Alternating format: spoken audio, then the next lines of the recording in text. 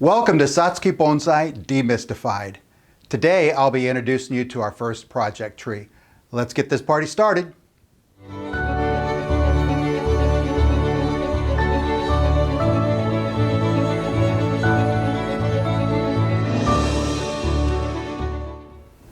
Hey there, my name is Rick Garcia and I will be your host in today's video.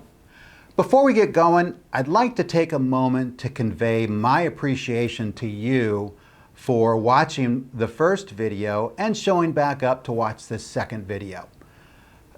Starting this channel was much like throwing a party. You just don't know if anybody's even going to show up. And I went through a lot of angst and trepidation wondering if anybody would even be interested.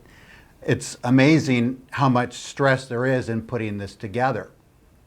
I was wondering if anybody would even view the videos or be interested.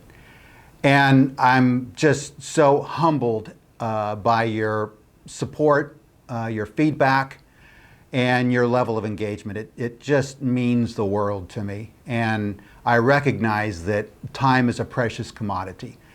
And I wanted to thank you directly and sincerely for generously gifting me with your time. It really does mean a lot to me. Okay, before I start bawling, let's get on with the video, shall we? I wanted to introduce you with our first project tree here. This is Irodori, and coincidentally, it will be the topic of today's video. We'll get back to this tree in a few minutes and review the background on this, but what I'd like to do is review some of the things that we can do at this time of year, early December. So let's talk about that. December continues our fall maintenance efforts. Depending on where you live, many leaves may have already fallen. But if you live in a temperate area like some of the regions in California, you may still have some leaves in your Satsuki. There may be a mix of green leaves and some leaves that are just changing color now. But if you live in a colder region like, say, Minnesota, I'm pretty sure your leaves have turned color and probably dropped. So we still need to assess where these trees are. What level of completeness are we in our maintenance program? Ask yourself and examine the trees. Are there still weak shoots and branches present? Are there any undesirable branches that still remain? Is the soil surface cleared of any debris and leaves that may have fallen?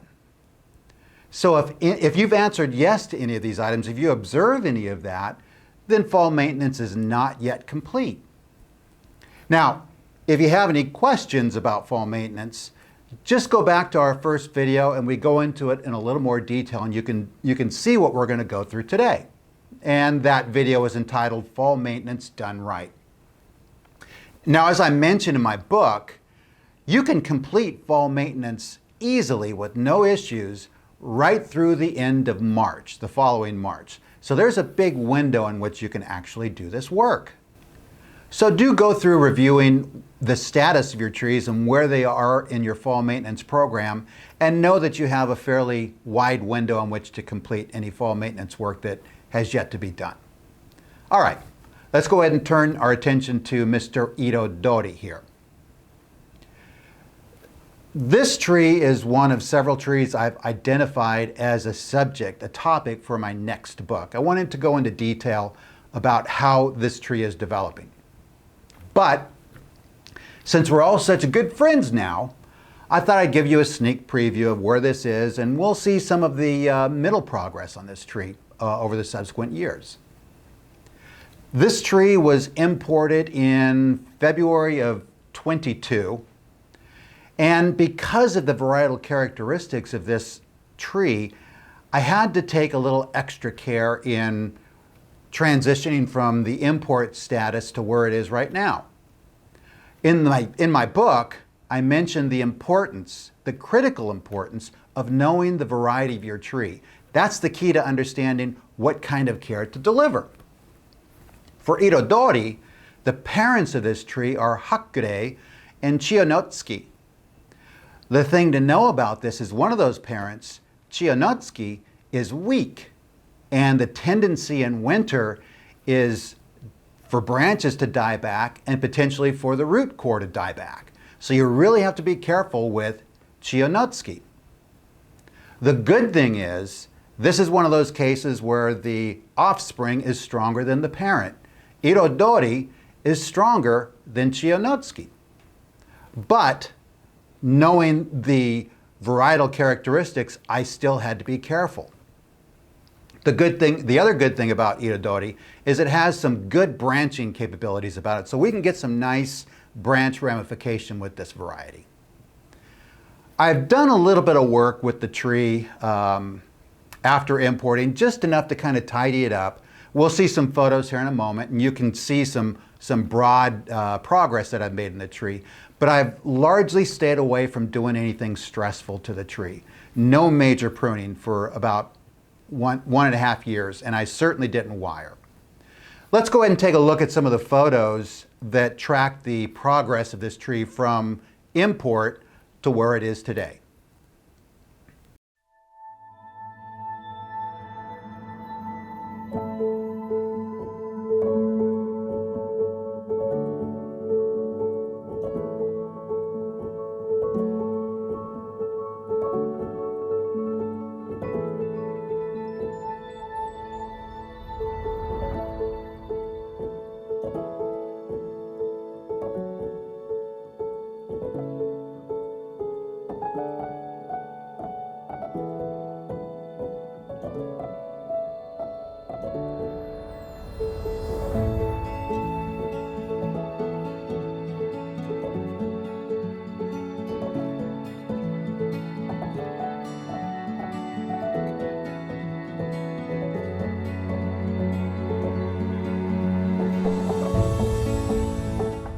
Okay, you've had a chance to review the photos.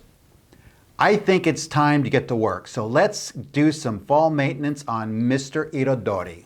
Let's get to work.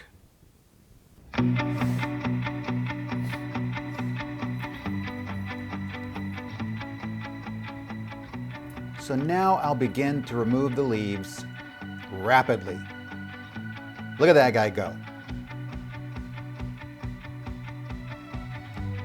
Now, if you could, please focus on the crown while I work through it. Notice how gradually you are able to peer through the top. You can imagine how much more easily the sun will penetrate to the interior of the Satsuki after this work is completed.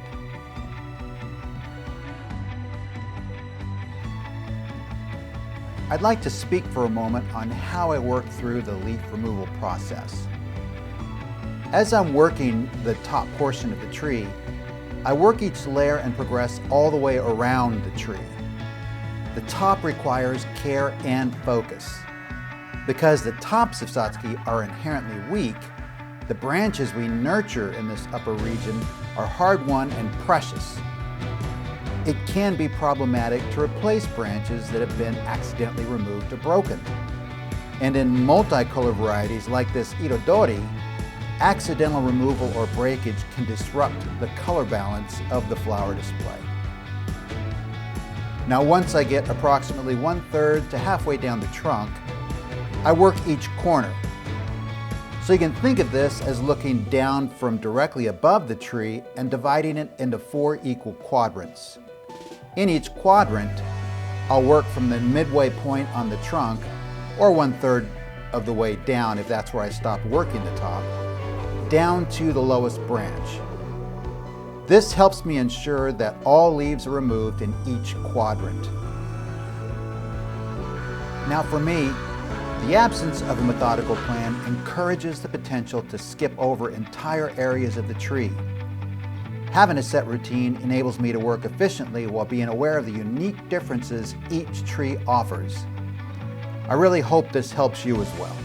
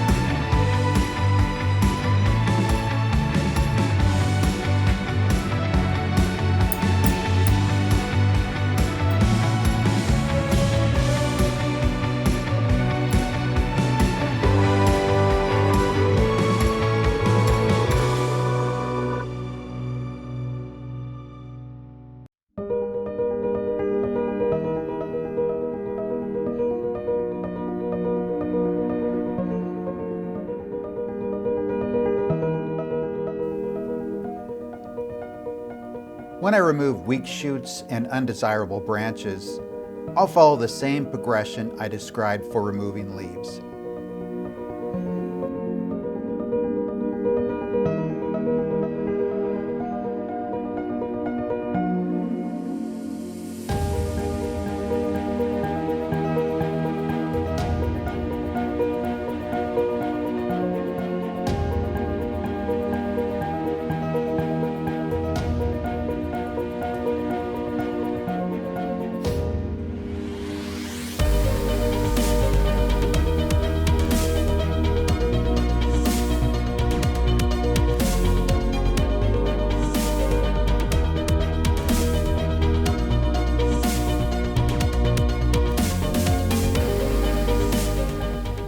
There are the tweezers I use for the dirty work. One of my many quirks is that I just don't like to get my primary tweezers dirty. Yeah, you can say it. I'm a little weird.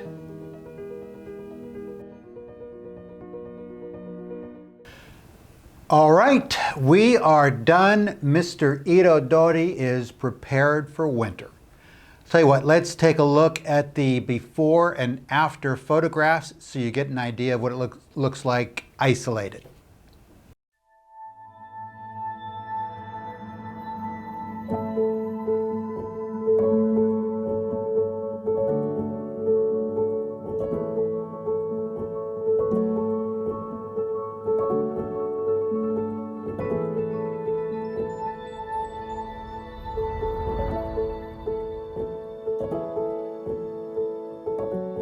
All right, so let's go ahead and recap what we did.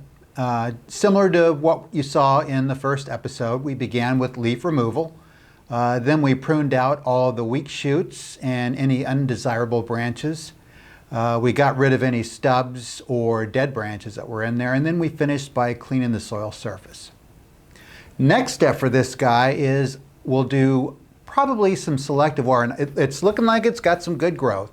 So I'm going to go ahead and do some selective wiring on a couple of branches, not the whole tree. And I'll also prune in late winter. So this guy's ready to roll. Next steps, late winter, we'll go ahead and pull it out. That's about it for today. If you like our videos, we would sure appreciate if you liked them. Send us comments, subscribe. Thank you for watching today. I really do appreciate it, and I'll see you in the next video.